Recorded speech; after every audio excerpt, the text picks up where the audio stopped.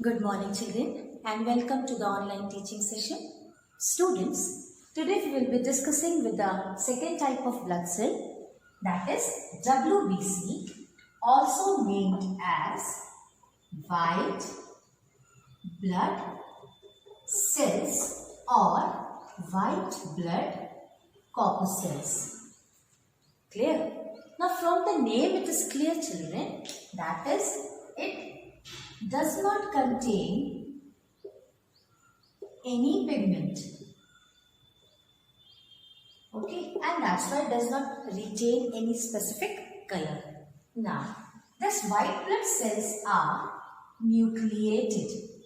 Okay, it means nucleus is present in this, and because of this, it may be spherical, or somewhere it is written as it may be round or oval. Okay, or it may be irregular. Now, why it is irregular and why it varies in the shapes, this we will see when we will discuss about the types of the WBC. But you remember that its shape will be spherical or irregular. Okay, in case of spherical, round and all, everything will come. So, spherical or it may be irregular. Now, if they have nucleus, it means their size is also much larger than the size of the RBC. So what we can write down? It is larger than RBC, but lesser in number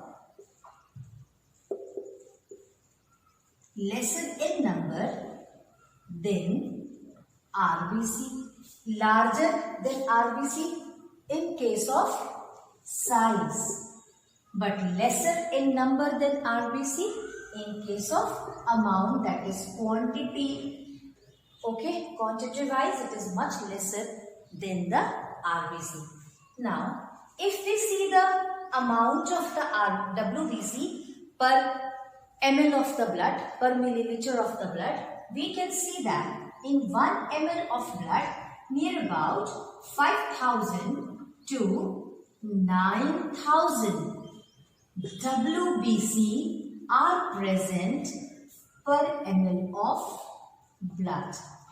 Like in 1 ml of blood, we can find 5,000 to 9,000 WBC.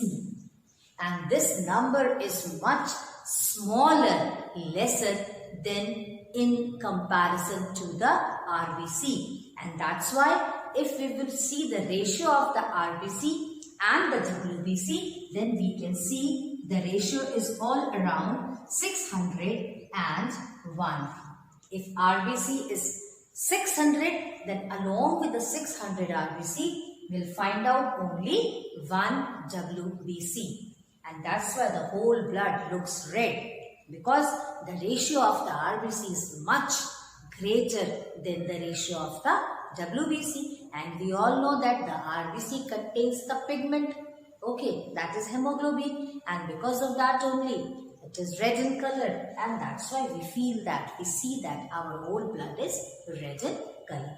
So this is all about the WBC. Now, next is color of the WBC and the structure of the color and the structure we have already discussed, children. That is, WBC is colorless. Okay, it may be rounded, it may be irregular in shape, and why they are so, we know the reasons now. The next is one more important point, children. If we are writing the shape of WBC, then it may be round or irregular. Now, this irregular shape is very much important,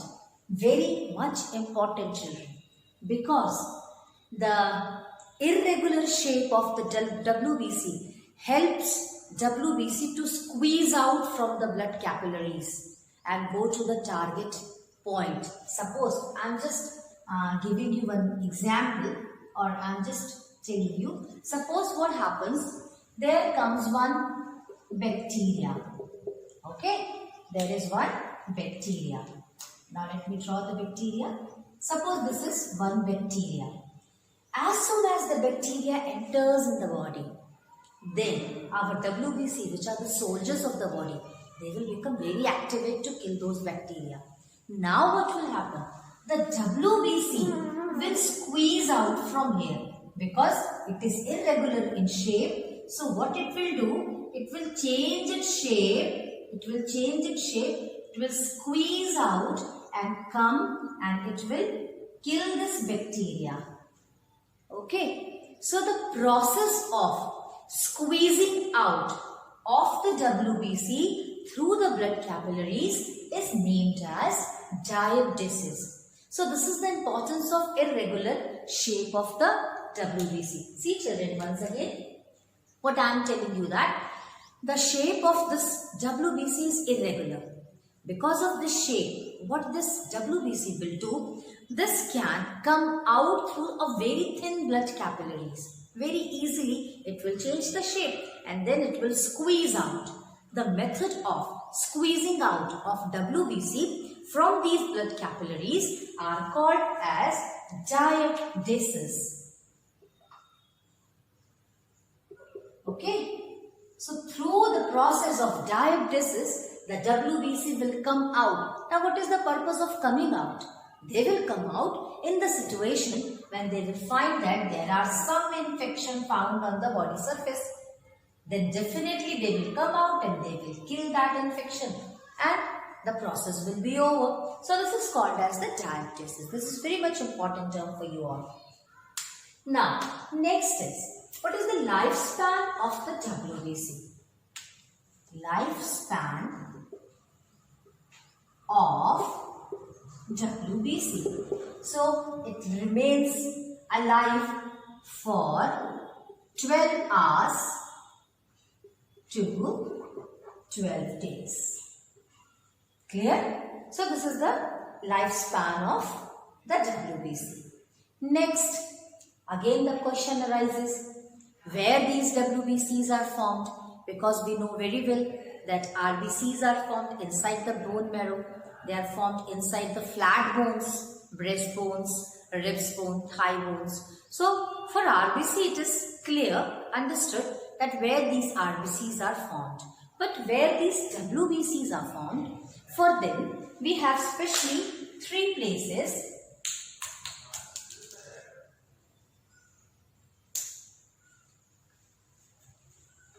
So the next topic is formation of WBC.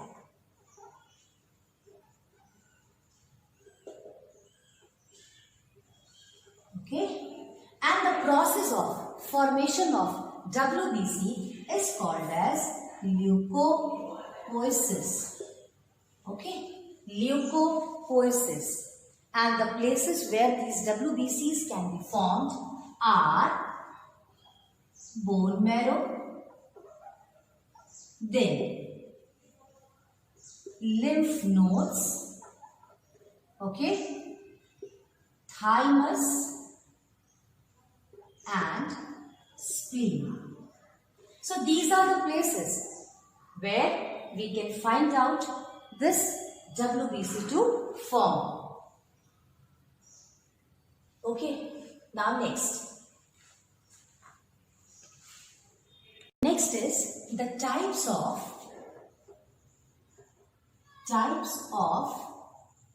leukocyte. Okay. Now see children, once again before we begin with the types of leukocyte, see once again what I have taught you till now. We have seen that WBC is an important part of the blood cells.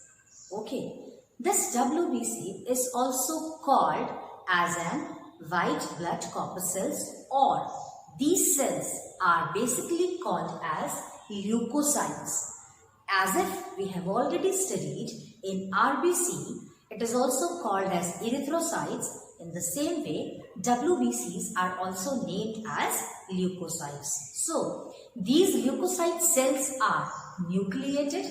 Okay, they are spherical or irregular in shape, and if they are irregular in shape, it means they can come out through the blood capillaries by the process of diaptasis. Clear? Now, the question comes in our mind that where are the places where these WBCs can form? So, we have 3 or 4 different sites where the WBCs can be formed. And these sites are, number 1, lymph node. Okay. Then we have bone marrow.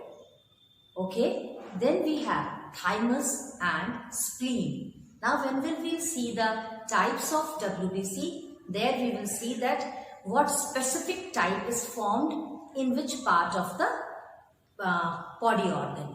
Now, the process of formation of white blood cell is also called as leukopoiesis. And these organs where the WBCs are formed, they are also called as leukopoietic organ. So the terms are clear. Before we begin with this, what we have read just now, we have read that it can be formed in the bone marrow, it can be formed in the thymus, after that spleen and lymph node. Now all these are also called as leukopoietic organs. Why they are called as the leukopoietic organs? Because they help in the formation of WBC. Okay? And the process of formation of WBC is leukopoiesis. So this is all about the structure and some details about the WBC. Now, we will see the types of WBC. Now children, on the basis of the granules present on the surface of the WBC, we can say that WBCs are of 2 types. Okay, again, on the basis of the presence of some granules inside the WBCs, inside the cytoplasm of the WBC, we can say that this WBC is of 2 types. Number 1 is granulocyte. Okay, granulocyte. It means big size, rough, irregular granules are present inside the cytoplasm of the WBC like this. These are the granules. Second is agranulocyte. And the meaning of agranulocyte is where this is the cell, this is the nucleus, does not contain any granules. Clear? Now, we can further divide these granulocytes and agranulocytes on the basis of the shape of the nucleus it has. Okay. So see, now let me erase this and we can write down about granulocyte. Okay. This granulocyte, they are of 3 types. On the basis of, instead of writing, like what we can write? On the basis of nucleus and the types of stain. Okay, stain. How they will be stained. Types of stain, that is chemicals.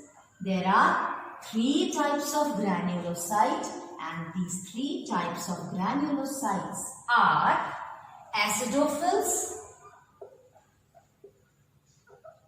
then basophils, then neutrophils. Okay. Now, same. What about the agranulocyte? I am writing it with red pen.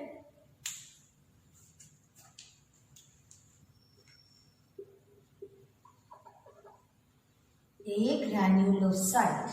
Now see children, this agranulocyte again on the basis of their nucleus, they can be of 2 types. One is lymphocyte And next is monocyte. So see children, altogether there are 5 types of WBC. Okay, acidophils, basophils, neutrophils, lymphocytes and monocytes. Now in the next part of the video, we'll see about all the 5 types of WBC. Okay, thank you.